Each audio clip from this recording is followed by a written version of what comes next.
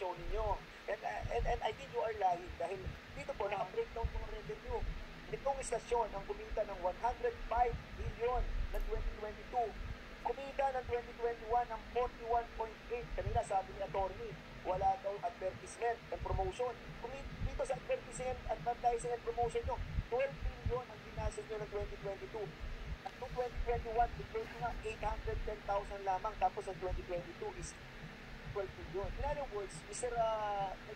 Chairman, clearly, no, nagsisinungaling kayo, Ma'am Badoy. Dahil sinasabi nyo, kumikita kayo sa pagiging co-producer, pero hindi nakalista po sa breakdown ng inyong mga revenue. So how can you explain that the one that you have submitted in this, hindi kasama yung revenue ninyo, yung producer? How can you explain that? May I, Mr. Chair? Yes, Mr. Chair, can I just put this on the record?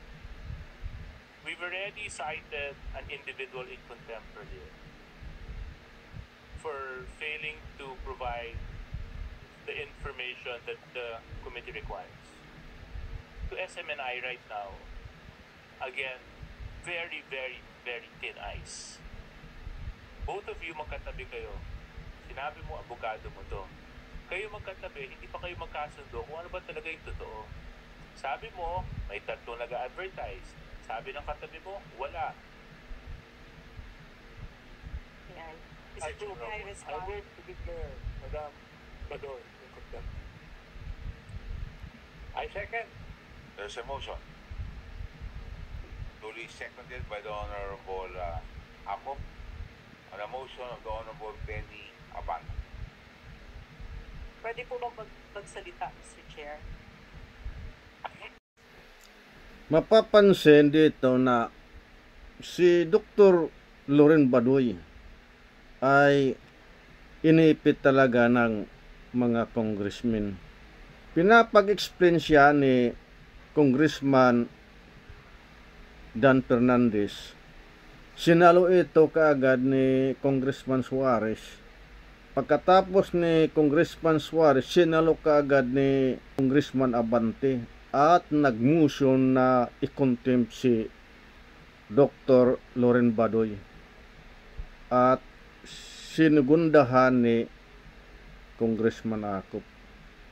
So hindi na nakapagpaliwanag si Dr. Loren Badoy ayon sa sinabi ni Congressman Dan Fernandez sa itong pang-aabuso dahil hindi nila binigyan ng pagkakataon si Dr. Loren Badoy magpaliwanag sa kanyang side. Dapat ibinigay muna lahat ng pagkakataon si Dr. Loren Badoy na makapagpaliwanag. Ang sanwatan ni Dr. Loren Badoy at saka si Atty. Tolentino sa kanilang mga pahayag ay hindi nabigyan ng pagkakataon na maipaliwanag dahil sinusupla ito ng mga congressmen.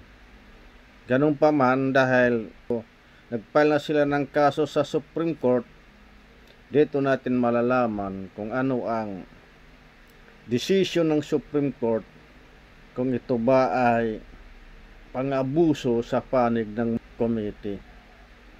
Hintayin na lang nating lumabas at sana katigan si Dr. Loren Badoy at saka si Kairik ng Supreme Court.